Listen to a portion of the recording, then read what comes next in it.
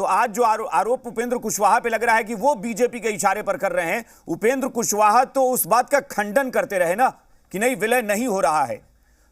अगर वो बीजेपी के खास थे तो फिर वो तो उस बात पर चुपचाप रह जाते। वो तो आरोप लगा रहे हैं कि जेडीयू के कुछ नेता साजिश कर रहे हैं इस मामले में। अभिषेक जी एक बात, मैं जो बात कह रहा हूं वो दूसरी बात कह रहा हूं। हाँ। ये तो बिना सिर पैर की बात थी ना, ये तो बिना सिर पैर की बात थी।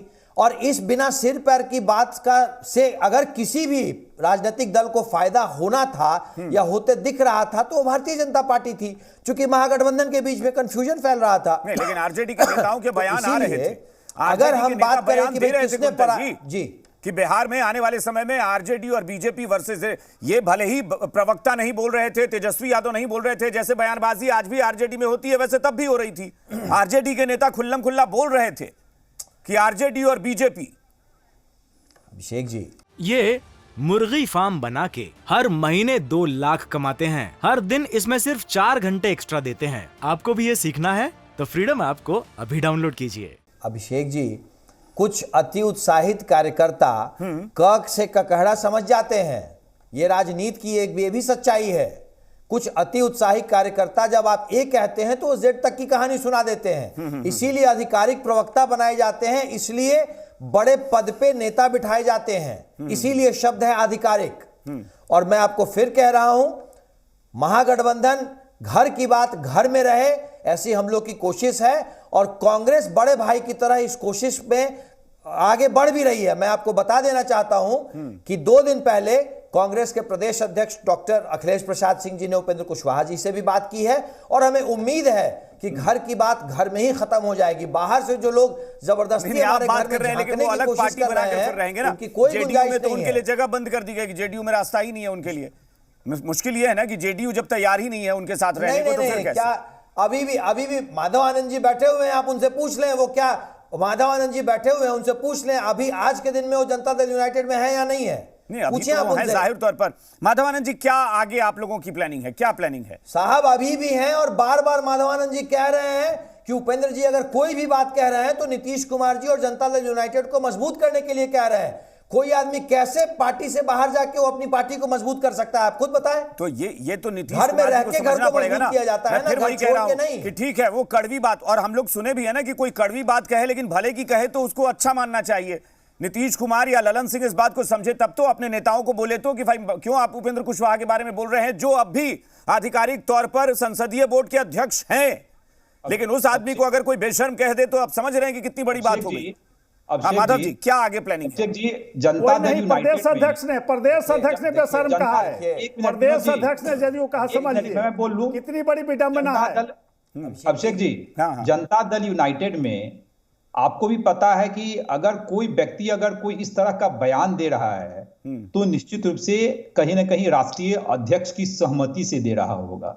उमेश कुशवाहा जैसा नेता जिसका कोई न जनाधार है, न वाक्पटुता है, न जो है, मैं ये नहीं कह सकता हूं कि वो अशिक्षित हैं, लेकिन जिस तरह के शब्दों का प्रयोग किया उन्होंने आदरणीय उपेंद्र कुशवाहा जी के लिए, यह तो दिखाता है ना कि राष्ट्रीय अध्यक्ष जी ने ऐसे प्रदेश अध्यक्ष को बनाया है जो खुद एक डम्मी है, जिनमें कोई क्षमता नहीं है।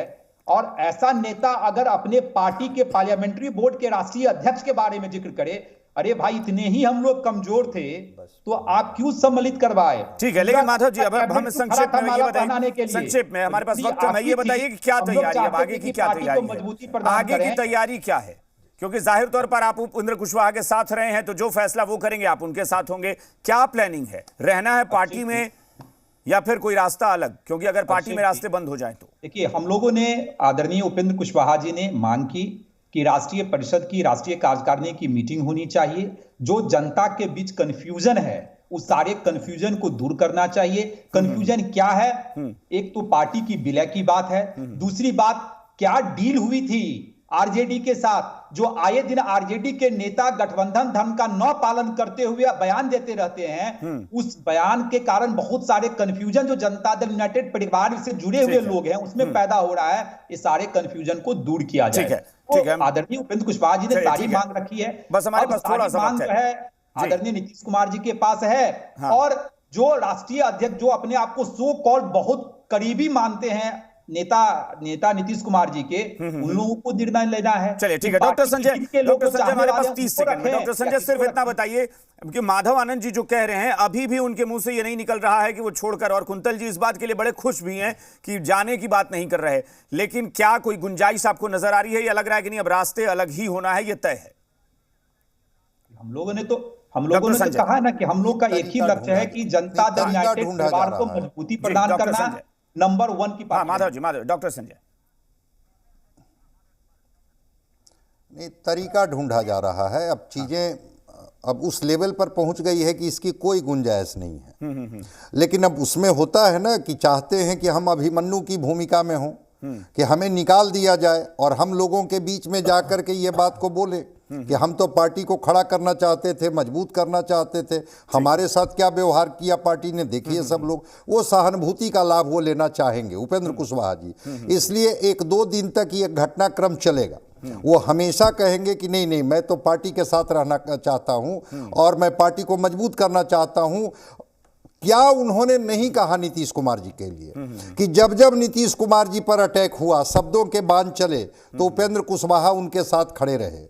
उन्होंने कहा कि हमारा और उनका डीएनए एक है।